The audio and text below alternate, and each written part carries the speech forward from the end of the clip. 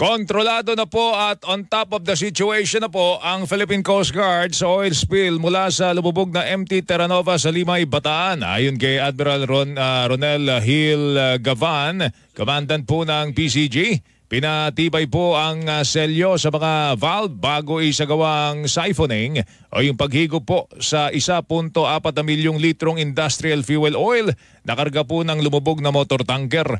Oras na matapos po yung pagseselyo at umayon na po yung panahon, posibleng masimula na po yung pagsisipsip. Anya, mahalagang maging maingat sa bawat hakbang po dito. The Coast Guard has remained on top of the situation.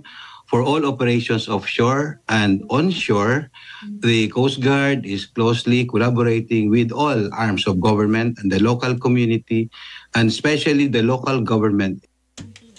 Tinig po yan ni Admiral Ronnie Hill Gavan, Commandant po ng Philippine Coast Guard.